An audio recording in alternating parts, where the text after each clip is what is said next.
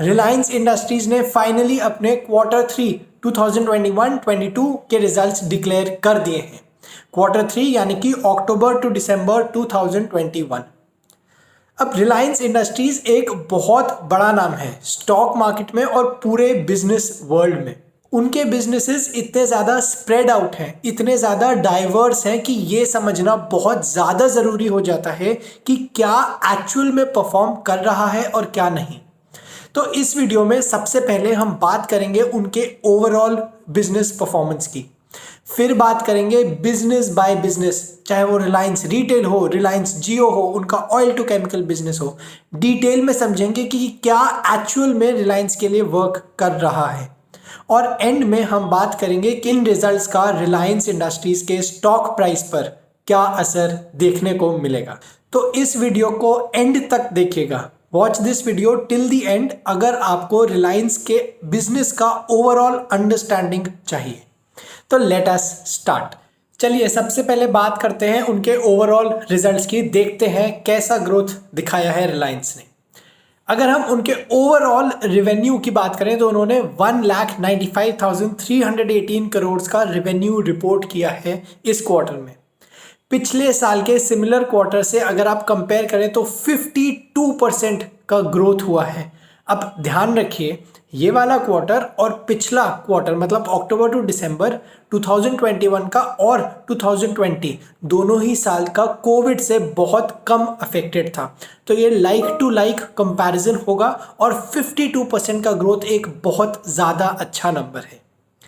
Profit की बात करें तो 20,539 करोड़ का प्रॉफिट रिपोर्ट हुआ है और अगर उसके ग्रोथ की बात करें तो 38% ग्रोथ, यानी कि थोड़े एक्सपेंसेस भी बढ़े हैं।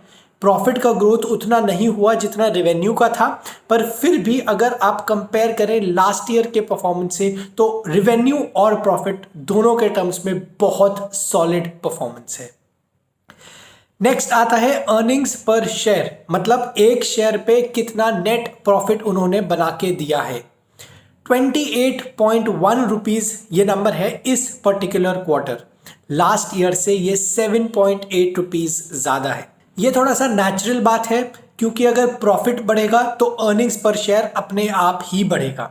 तो ये यही दिखाता है कि प्रॉफिट में सॉलिड ग्रोथ हुई है जो कि अर्निंग्स पर शेयर में भी रिफ्लेक्ट कर रही है। चलिए, ये था ओवरऑल बिजनेस अंडरस्टैंडिंग।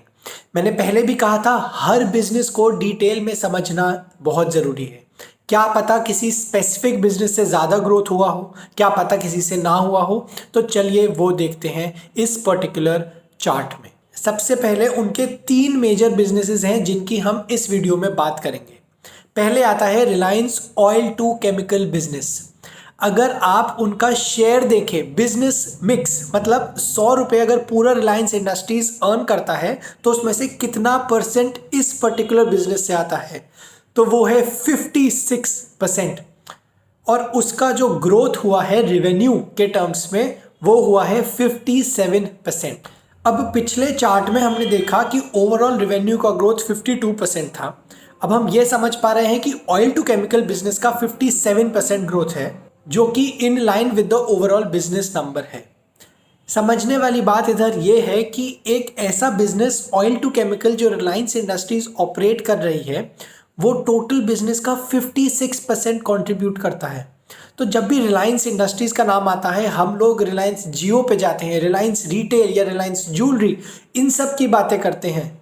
पर अभी भी रिलायंस एक predominantly oil to chemical business है क्योंकि वही बिजनेस सबसे ज़्यादा कंट्रीब्यूट करता है रिलायंस इंडस्ट्रीज की ग्रोथ को।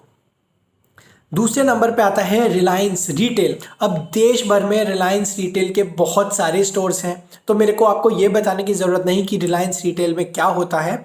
पर अगर आप पूरे बिजनेस का शेयर देखें जो रिलायंस रिटेल से आता है वो है 25%। वो भी डिसेंट अमाउंट है, तो 25% कहीं से भी एक छोटा नंबर नहीं है। और अगर आप ग्रोथ देखें ईयर ऑन ईयर तो वो है 52%, in line with the overall business growth. तीसरे नंबर पे आता है रिलायंस डिजिटल। इसमें जो भी रिलायंस डिजिटल सर्विसेज प्रोवाइड करता है वो इंक्लूडेड है। रिलायंस जियो जिसको सभी अब जानते हैं वो इसी डिजिटल सर्विसेज का एक पार्ट है।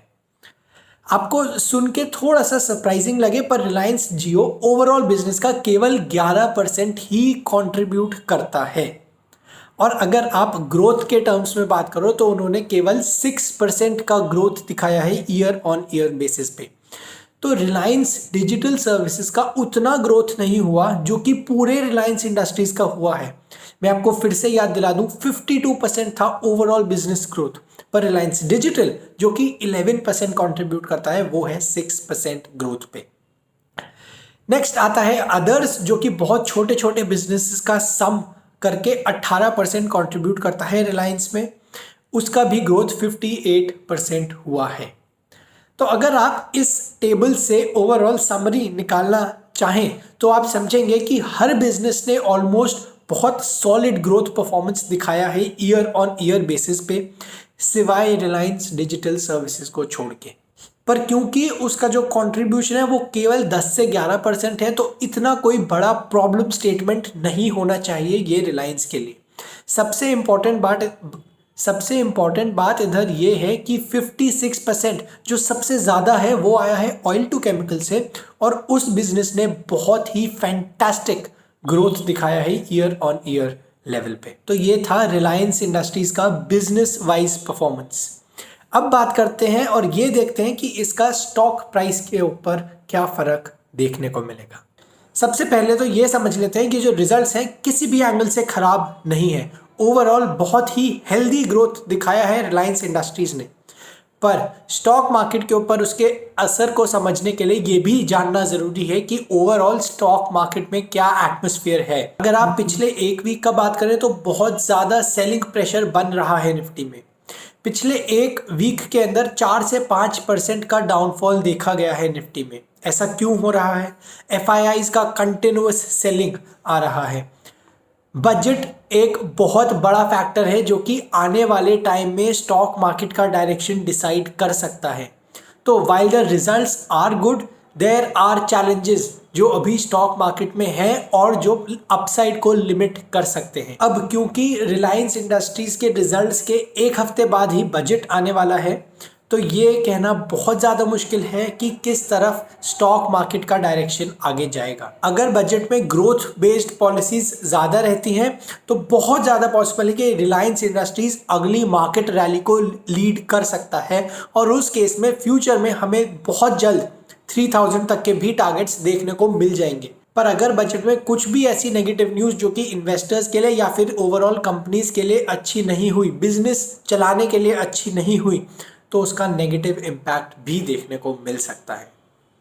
ऑल राइट, आई होप आपको ये वीडियो पसंद आया हो। Do subscribe to finance lens and I will see you the next time.